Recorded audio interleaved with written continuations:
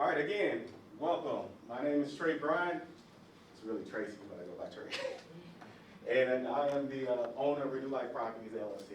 So we do a lot of stuff from flipping, long-term properties, consulting, classes, etc. Okay, so when you're doing your business plan, you want your business plan to be clear and easy read, detail and content, to include scale. What do I mean by that? What's that? Benchmarks. Absolutely. Can you What speak did you louder say? for them? Benchmarks for growth. Exactly. So, how in your business plan, how do you know if you're growing? If you just say, I want to grow, right? But you're not measuring to anything. Your scale is going to see where you're going. If you're going by years, 2018, 2019, what is it, 2023? I'm old.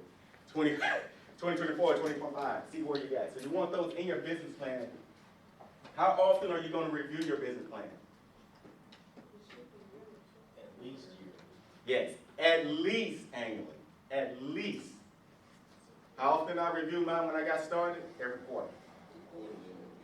Every quarter. Why would we do that? See the progress. Make sure you stay on plan. Absolutely, absolutely.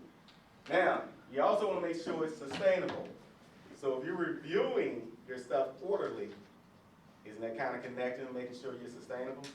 Because if you're reviewing it truly, you're going to see things that need to change or stuff that needs to stay. Right? Here's what you need as far as jumping into anything, business, any type of business, and this particular one is with real estate. So we're focusing more about real estate, right? You want to have at least these 4 individuals on your team. Contractors. So you want to at least have one good contractor that you can trust. And I'm going to talk more about that later on because you can kind of use them as a project manager as well. And I explain why you want to do it. Anybody understand what I mean by project manager? What's that?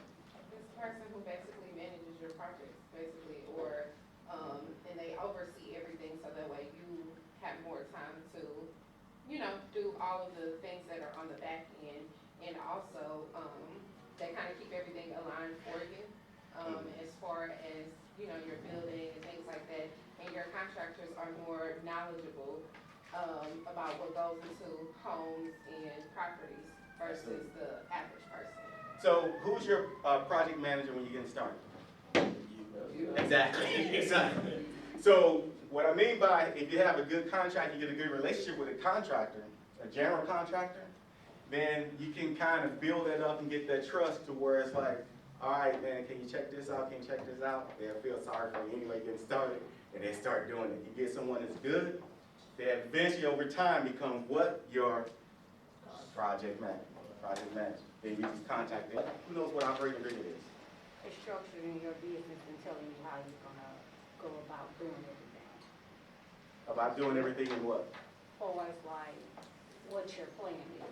How The you plan? gonna, how you gonna use that money, basically. Your legal processes, of how it's gonna be actually structured, how you're gonna show everyone, how you're gonna develop that particular plan, how you're gonna develop your business, how you're gonna develop what you're actually planning to do. So that's basically what you're gonna be wanting to show everyone. And what you're saying also is how you're running your day-to-day business. Exactly, your operations. Right? So in that, your operating agreement, you have how you run who you are, what's entailed, what you're trying to do. So some of your business plan information would be in your operating agreement, right? It also says how you plan to use the money, right? It also tells you how many, what was that? How to pay money out. Yep, if what? The owners, shares. Right. It breaks it down and say what you're doing with capital, right? And what you're doing with your profits. What you're doing, where is it going, how you spending it. Say you decide you have a partner, you want a partner.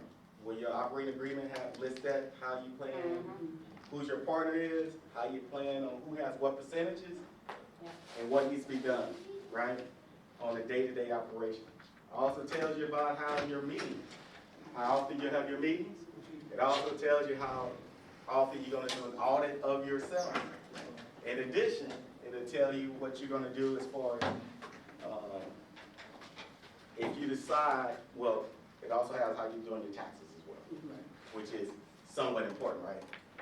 That's the main thing that's important. So, what's one of the other main things that's going on with the operating agreement? What's one of the main things about the operating agreement that actually that a bank is looking at, or any type of private lender or whatever? If you decide to shut down, Who's responsible? Who's the responsible person? Who's gonna be responsible for any debts that you may owe? Who's gonna be responsible for repairing anything that may be broken or such as that?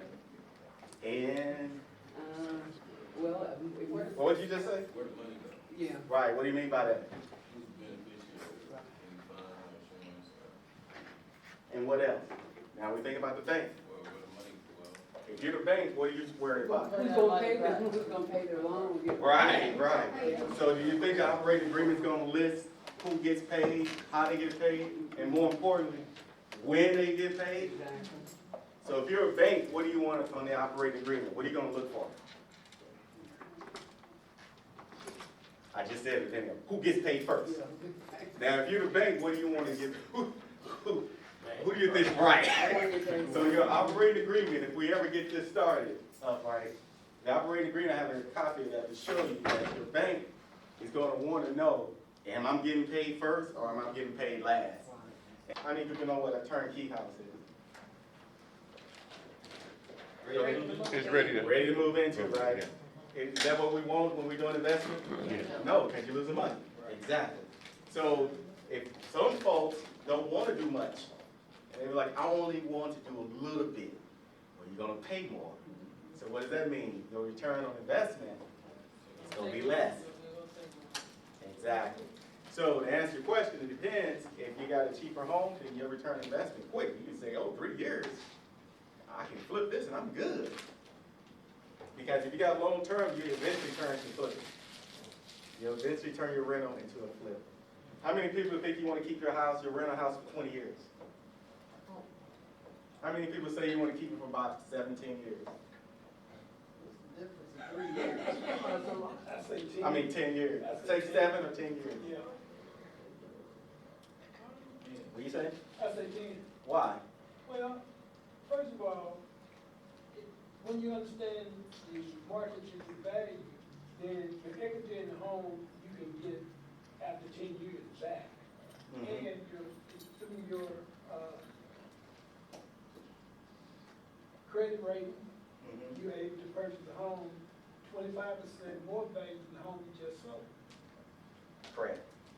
So, he's right for the most part. It also depends. But for the most part, you want to get rid of it about 7 to 10 years. Why again, besides that? Well, yeah. Less investment, where you don't have to, any investment or improvement to the home. What'd you just don't have say? to pay. Less investment, you don't have to purchase, pay for re-improvement. Say that again loud. You don't have to pay for re-improvement. Right. So if you keep something past 10 years, isn't something going to start going wrong? Yes. Right. Now you see why I'm saying 7 to 10 years? It depends. If you keep it 20 years, you're going to spend more time. In that 20 years, something's going to happen. Roof, HVAC, stuff like that, right? So, third. So you want to look at something and say you got a property and after the ARV, how many people know what ARV means? Yeah, after repair value.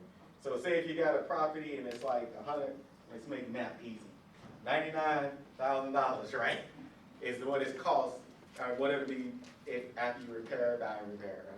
So what you want to do is buy it for a third, $33,000. Put $33,000 in it. It's just an example, trust me. I'm not saying to do it on $99,000 because I wouldn't do that. But I'm just keeping the math easy. That makes sense? So you buy it for 33, renovate 33, and then sell it for 33,000. What is the ROI? Return on investment. So you get it for a third, so say if it's worth 99, you spend 33,000 on it. So you're spending $66,000, right? You're selling it for 99. So you're getting your money back from that, and you made a profit of $33,000. Now, I'm just saying I'm making the numbers simple math, because I'm in public, and I went to public high school. So that's what I'm saying, but basically that's what it is, a third, a third, a third. What makes more sense, like if you had a more expensive house, and you had like $600,000 house you're able to do somewhere, right? Then you get a loan for the money to buy the $200,000. Then you spend, I wouldn't spend 200, like 150 or whatever, fix it up. And you sell it for 600, 650, and you make your profit. That make sense?